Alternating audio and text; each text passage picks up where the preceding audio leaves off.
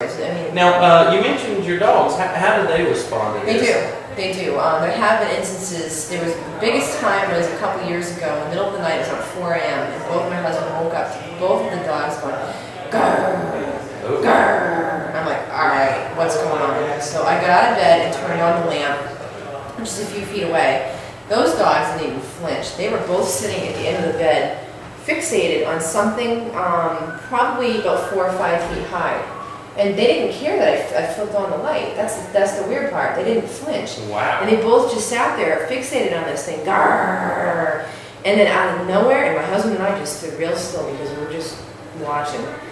And it's one of those moments you wish you had a damn camera right there, you know? Mm-hmm. And then all of a sudden, their attention just broke, and they just looked around, and it was like nothing happened. Wow. Both of them at the same time. It was very, very strange to witness something like that. There's been a lot of times where one of my Jack Russells will be around, the other one's off doing something else, and he'll fixate on something right at the front of my door. Now this area in front of my bedroom door is also the front of the bathroom where that vase moved. Mm-hmm. A lot of stuff happens right there, and I had a friend, a psychic, come over, and she believes it might be a portal. I've been flipped in the ear in that spot. You can hear human voices mimicking my husband at that spot.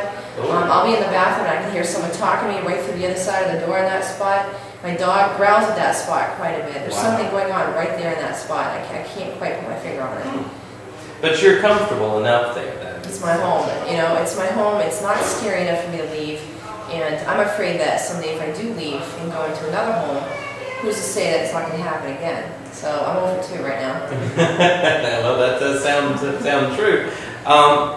What's your first experience ghost hunting? When did you first go out and investigate? When I called New England Paranormal to investigate my home, they were there a couple times. They've been getting incredible evidence right off the bat. Thank God, because it kind of validated what I already knew.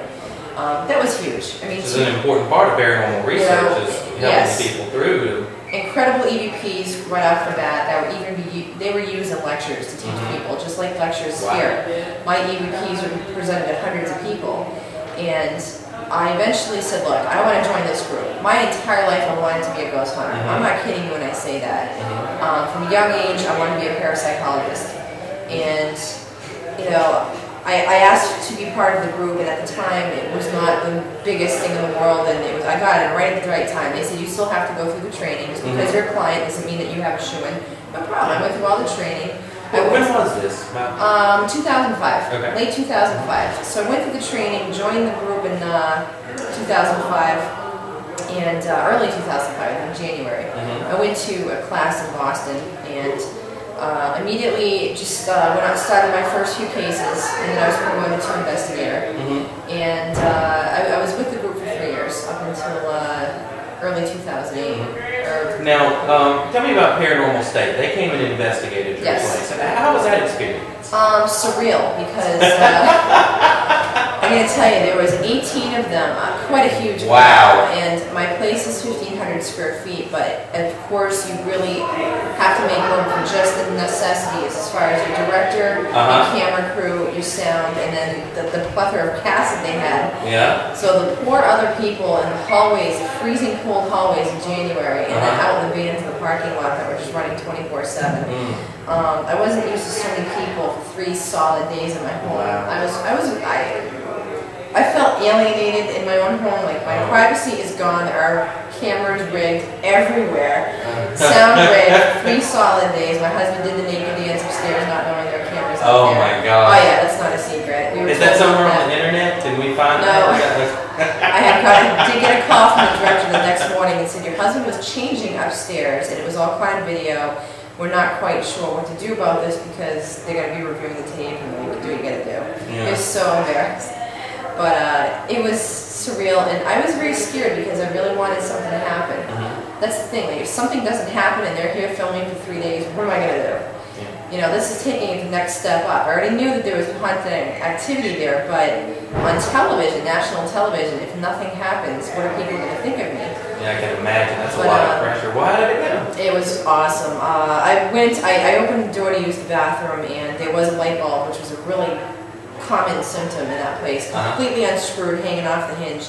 and one of the cameramen was not filming but saw it. I walked in, turned on the light, went, oh help, and he saw it, that one of them was out. It's the point where you had to keep screening them back in. And it was just, it would happen all the time. And right off the bat, during the EVP session, Ryan Beal could hear breathing, and Katrina could hear breathing. Heavy breathing. We couldn't hear the heavy breathing. You know, certain people can, certain people can't. Yeah. And then Ryan kept hearing the name Katie, which is very common in all his other episodes. But and then out of the blue, which was the most mysterious part, nobody really put two and two together why this other mysterious guest showed up on the show named Katie. Yeah. Our UPS driver, who obviously drives by our building every day, also is the UPS driver for my husband's company. My husband had mentioned we're doing filming. Well, his wife's best friend was that woman Katie that drove 6 hours from New York. Katie used to live in that building. Wow. Katie had paranormal experiences so bad she moved out after 2 weeks. And so the UPS driver tells his husband, you know, he tells his wife, the wife tells her best friend, and the best friend contacts us, so we get our number and contact her and say, would you be willing to come out and testify for Paranormal State what had happened to you there? And she came out. She was an extremely serious person.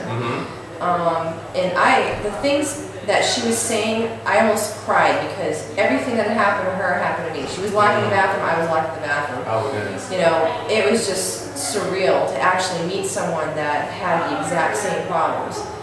So it was not rigged. They were completely professional. It did indeed sleep over.